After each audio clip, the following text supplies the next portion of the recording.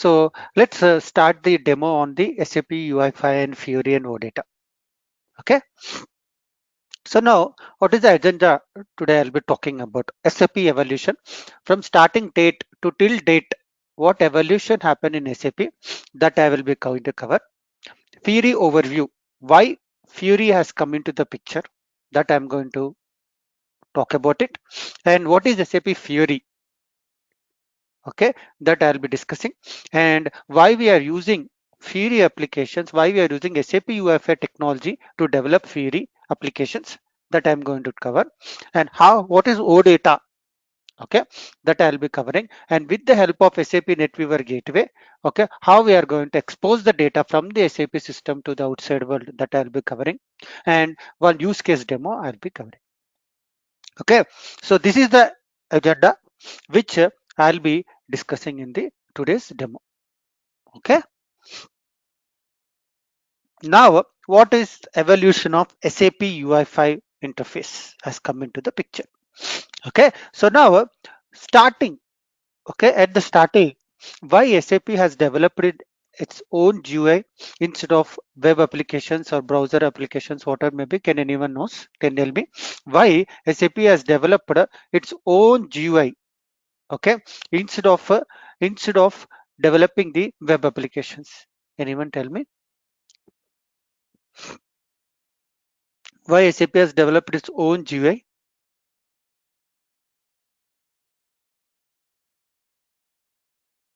Okay, because SAP in that during that time browser was not introduced. That is which period? 1970s. SAP was started during 1970s. During that time there was no browser introduced, there was not there at all. So that is the reason SAP jumped. Okay, SAP started SAP GUI and developed their own applications.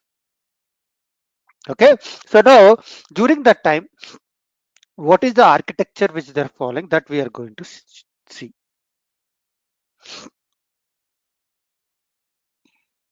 Okay, so they have the SAP GUI. Okay, and they have the application server. Okay, so now this is SAP GUI. Okay, and this is the application server. Okay, so now whenever I try to open any transaction code into the GE, for example SC11 or SC38, okay, it used to send a request to the application server during 1970s and used to get the response back. Okay, response back, okay, to, and it is goes to open the transaction code. Yes, whenever I try to enter any transaction, there's few transaction codes during 1970s, it used to send the request to the application server, and from the application server it used to get the response. Okay, the protocol which they are following during that time is DIAG protocol. What is it? DIG protocol. What is the DIAG protocol? Is nothing but, okay, it is a protocol which they are following, that is dynamic information and action gateway. Okay, this is the protocol which they are following during 1970s, where as any transaction code which you're trying to open in SAP GUI, it used to send the request to the application server and used to get the response back, and the particular transaction opens in the GUI. Clear? So this was the started during 1970s. That was the SAP GUI started. Okay, so now what is the ITS has come into the picture.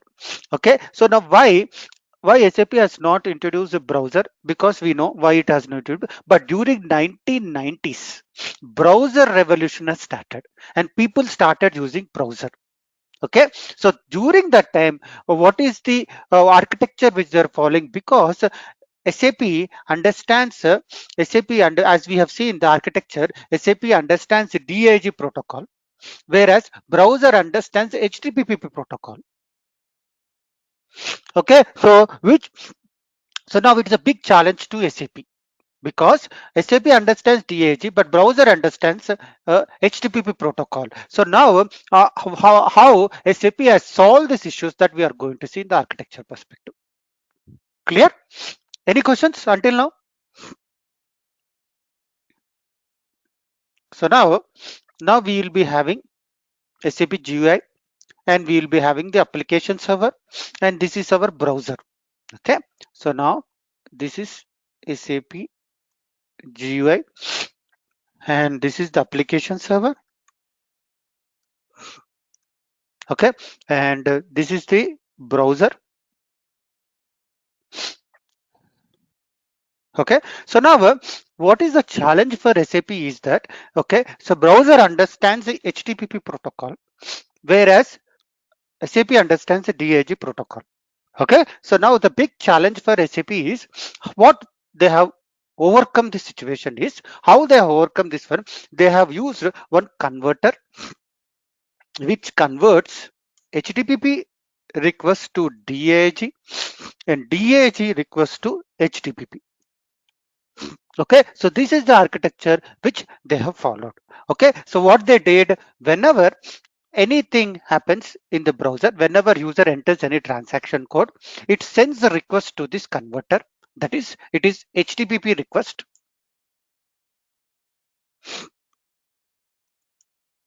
Okay, and this converter converts HTTP DAG protocol, and it sends the request to the application server.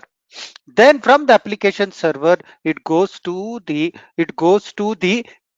SAP GUI, and the SAP GUI is going to send the response back to the application server, and from the application server it goes to the converter, and the converter converts DAG into HTTP, and it sends response back to the browser. Okay, so what is this is the so this is what DAG protocol, and this is a DAG protocol, and this is the HTTP request. So here, whenever I try to open any transaction codes in the browser, it sends a request in HTTP to the converter that converts into the HTTP to DAG, and it sends to the application server, and from the application server it goes to the SAP GUI. Okay, so this is what during 1990s. Okay, this is the architecture which they are following, and they have to install the ITS. Okay, ITS they have to install. That is, okay, this is the web server which they have to install. It is this is the ITS which they have to install during 1990s. Okay, it is Internet Transaction Service.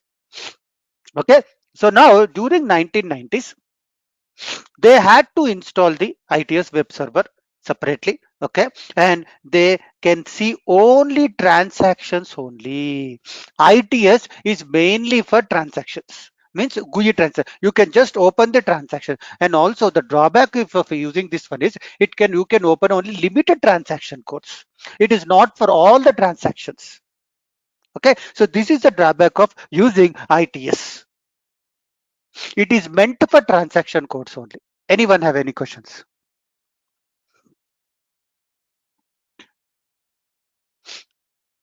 No, right? Okay. So now let's come back. So they went to the ITS, then BSP and WebDynpro has come into the picture. Okay.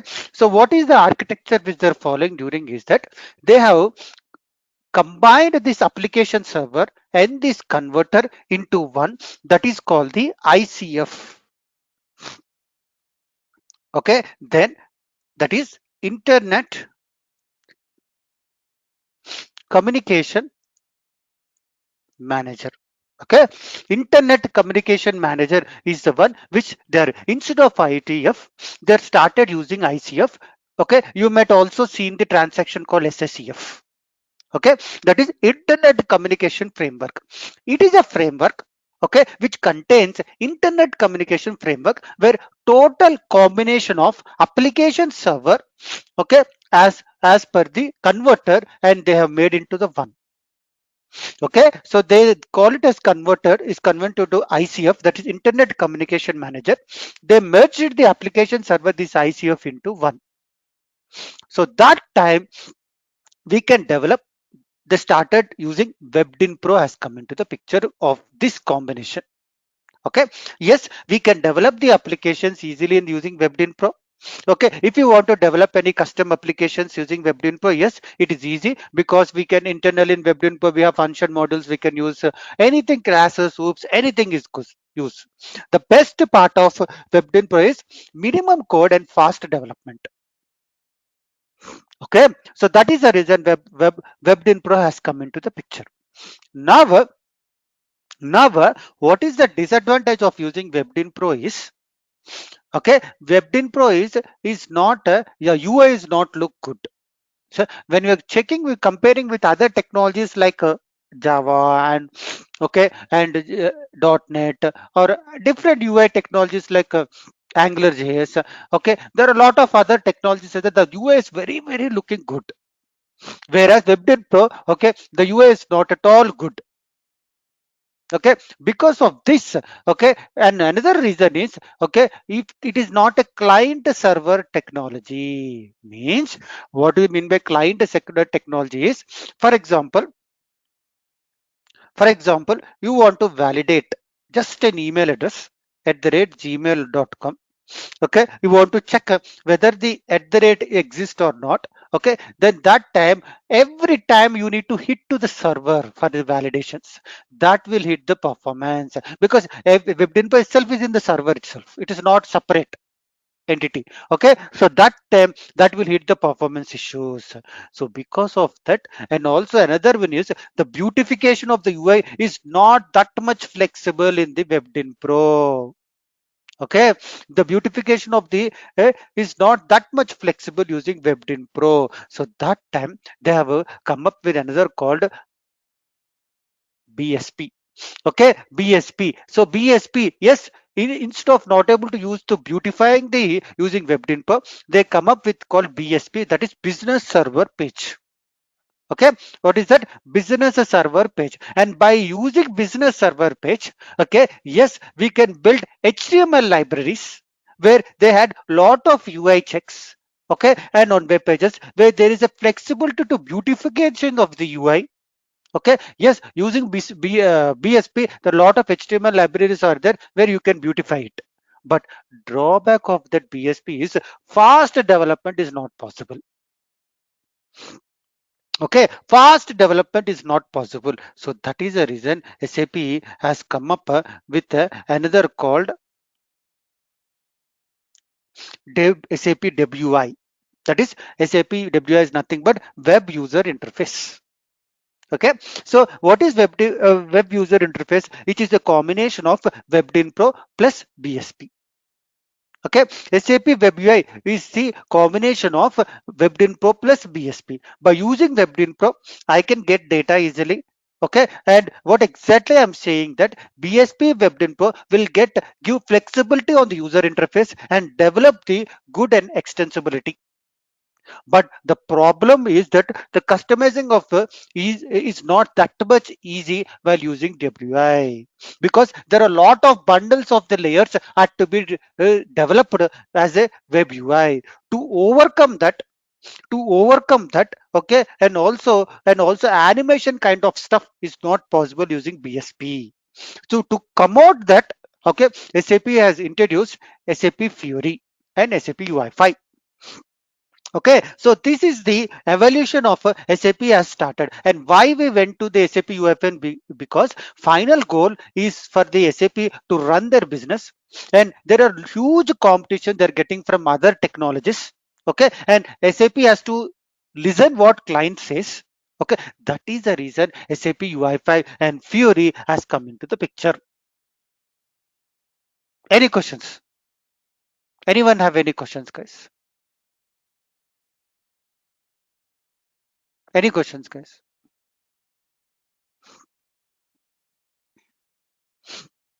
No questions? Then let's move to the, you guys are able to hear me, right?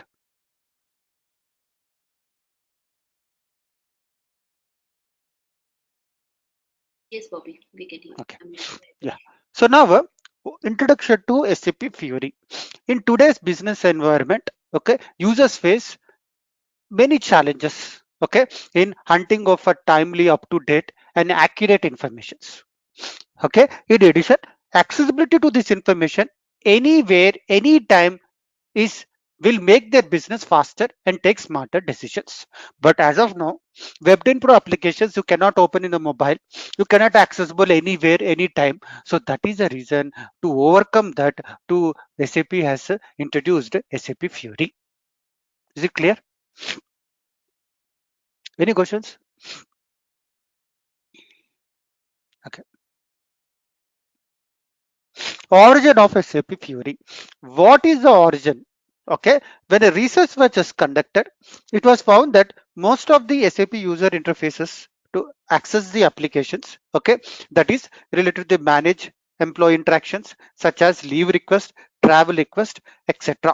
Okay, so what they have first, how the SAP origin was started is they have done SAP started doing a research and they have seen that what is the which are end users which are very frequently used applications, they want to convert that frequently used Web10 Pro or whatever may be web applications to SAP Fury. That is what the SAP origin was started, because the GUI had more than 3 lakh screens with various functions, and SAP has done the research and started analyzing which are very frequently used applications and decided to renew these applications. So this is how SAP Fury was born.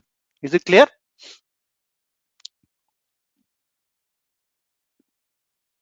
So what is SAP Fury? Okay, so people think it is a technology. Is it a technology?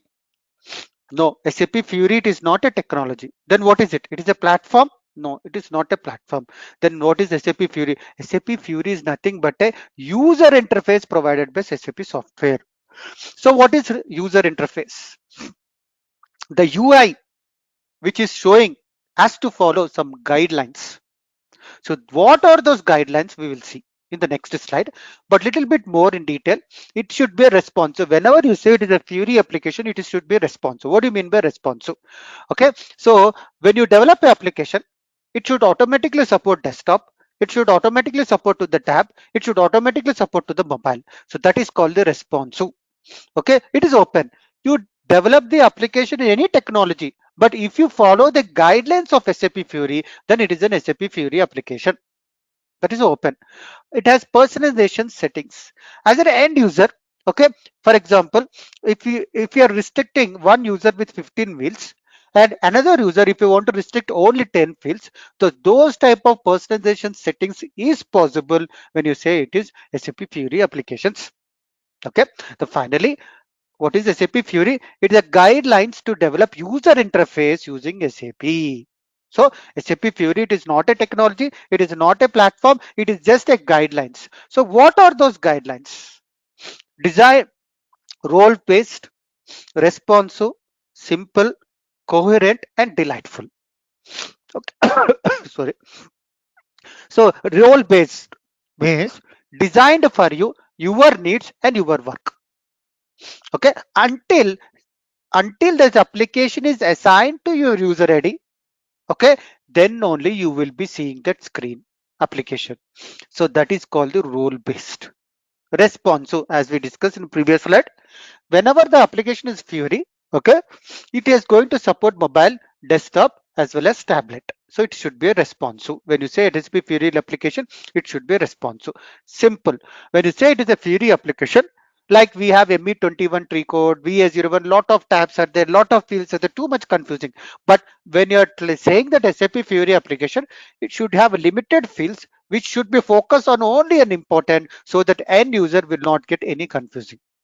Coherent provides one fluid seamless experience. Means, for example, we see VA01 creating a sales order number, the UI how it looks in GUI, and coming back to the meat purchase order, the UI is look completely different. But when you say Fury application, the UI will be looking same. So that provides one fluid seamless experience. Okay, and it should be delightful. The Fury application should be such a delightful that that the end user will have emotional connection to develop, to work on that. So then this, if you follow all these guidelines, then it is an SAP Fury application. So finally, SAP Fiori is not a technology, it is not a platform, it is just a guidelines to develop.